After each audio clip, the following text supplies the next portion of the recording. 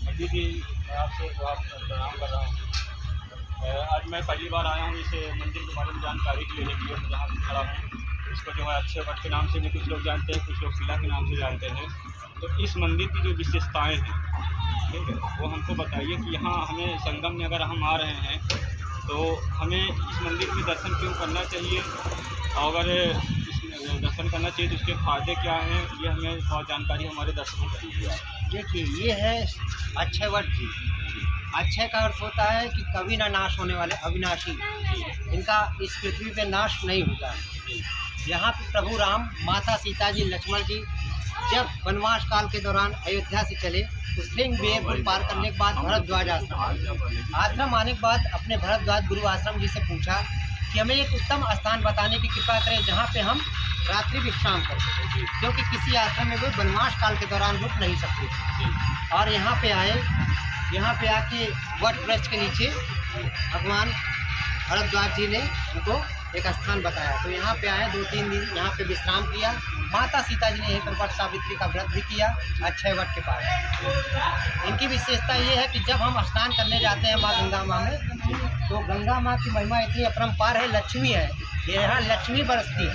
लोग आते हैं, अपने पाप को धोते हैं, और यहाँ कोई भी भूखा, अगर कोई भी मांगने वाला अगर यहाँ पे बैठा है तो माँ गंगा उसको देंगी ज़रूर, वो भूखा नहीं जा सकता। चलिए, ये तो बहुत अच्छी जानकारी है। और यहाँ की विशेषता ये है कि अक्षय, अगर हम संगम में स्नान करने जाते हैं तो सबसे पहले अक्षय जी का दर्शन करना और हनुमान जी का दर्शन करना अनिवार्य होता है।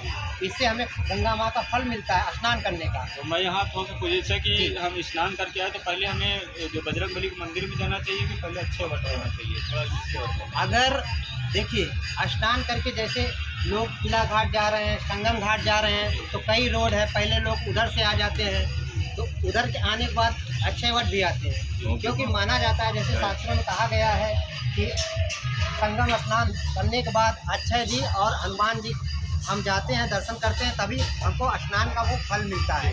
क्योंकि अक्षय जी अजर अमर है, उनको अमरता का वरदान है। उनके पत्तों में भगवान विष्णु जी का वास होता है, हर एक पत्तों में, और उनका दर्शन करने से हमें मनोरथ सिद्ध होते हैं, मनोकामना की पूर्ति होती है और सिद्धि प्राप्त होती है।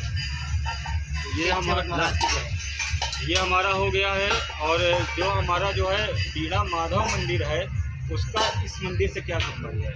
देखिए, बेनी माधव मंदिर जी प्राचीन काल सिद्ध मंदिर है।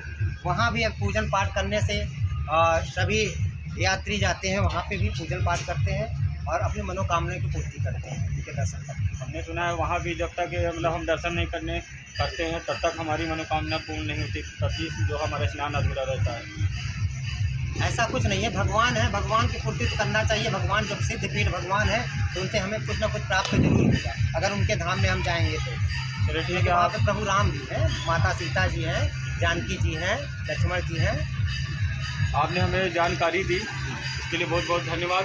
हमारे दर्शकों को आप क्या कहना चाहेंगे? संगम में पहली बार आ रहे हैं, तो जो ऑटो से आ रहे हैं या ट्रेन से आ रहे हैं, जो बस से आ रहे हैं, उनके बारे में कुछ कहना चाहेंगे कि हाँ, कैसे हम यहाँ सुरक्षित रहें? ऑटो से जो आ रहे हैं, अपने पर्स का और अपने सामान का विशेष ध्यान दें, क्योंकि यहाँ चोरी विशेष स्तर पे होती है। अपने सामान की वो स्वयं सुरक्षा करें। ट्रेन में भी, ऑटो में भी, संगम स्नान करने आए तो अपने सामान की जरूर सुरक्षा करें, अपने स्वयं सुरक्षा करें, क्योंकि यहाँ चोरों का भंडार है। जहाँ पे भगवान है वहाँ पे तो शरणार्थी भी हैं, चोर भी हैं, और अपने सामान की हमें स्वयं सुरक्षा करना चाहिए। चलिए ठीक है, आपने बहुत मतलब हम लोग की मदद की है वीडियो बनाने में, इसके लिए आप बहुत आभारी रहें। धन्यवाद। मैं हेमेंद्र कुमार ओझा, पंडित आपका स्वागत है।